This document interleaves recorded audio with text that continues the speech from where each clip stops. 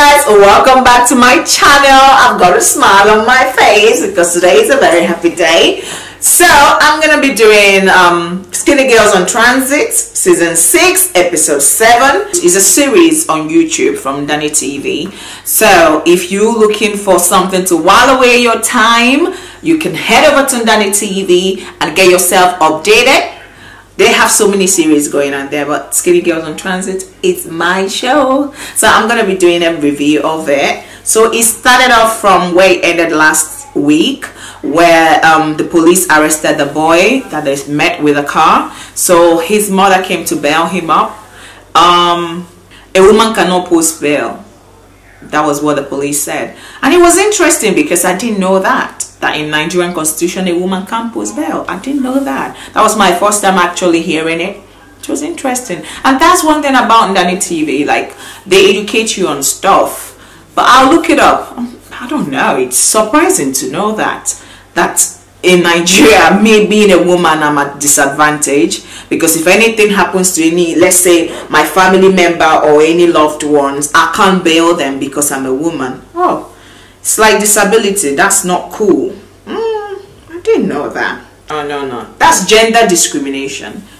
Okay, so she decided to call Mide to come to her aid. Mide came, bailed the guy, and they went home. I don't know about the guy that was adopted. I don't know, like he seemed so mischievous, but then that's what guys of his age do. Do you understand? So you don't throw him all away because he's having some juvenile delinquency moments. You still like bring him over and then teach him steps to go. Tiwa came to check if her husband was okay in his study room. So they started kissing. I think the guy was really impressed that she was thoughtful enough to come check up on him, and she was like, I'm not ready. I'm not ready. And you know, like this, what women do all the time that pushes their man away. This man constantly, like episode to episode, is always trying to get hold of Tiwa, and she just keep pushing him away, pushing him away. I just pray they work things out. So while they were still talking, Tiwa's auntie called Mide to come and help her and bail the boy. And I guess Mide came through, and they showed where Shalewa and her friend went to art exhibits, and then they were drawing. So Shalewa met that boy that she had a one-night stand, she had slept in his house on a drunken night. They met the guy. He was naked, and they were all supposed to draw him. And after that, the boy came to talk to Shalewa, and he was like, can I take you for a drink? Can I take you for dinner? Shalewa was still like adamant, saying no. So the boy said, how about you take me for a drink? So they came to conclusion that Shalewa would take him for a drink. Shalewa and her friend went for they went shopping, and in there Shalewa met her ex-boyfriend, which I thought was a draw. I was like, okay, the boy said he's divorced. I hated the fact that Shalewa was the first person to point out, where is your ring? I didn't like that. I think women do that a lot, and it's not cool. It's like running faster than your shadow. Let him tell you. Don't pick that up as if you're just checking him out. I didn't like that, but she did, and the guy was like, oh, I'm divorced. And then the boy asked her, have you got a boyfriend? And she was like, the boy said, okay, I tell you what, we can go for a dinner. I don't want that boy for her. Nah, bye, nah. I don't want that boy for her, no. So the next scene was when Mohammed went to Mide to talk to Mide about his issues with Shalewa. His frustration is the fact that Shalewa is just taking everything as if nothing happened. I guess he wanted Shalewa to be crying and falling over, but she wasn't giving him that. She wasn't giving. I was proud of Shalewa for that. She wasn't giving him that. And like watching that scene, I kind of liked it because it was like watching a younger brother vent to an older brother, and then the older brother just gives him the core advice, like the unfiltered advice that he needed.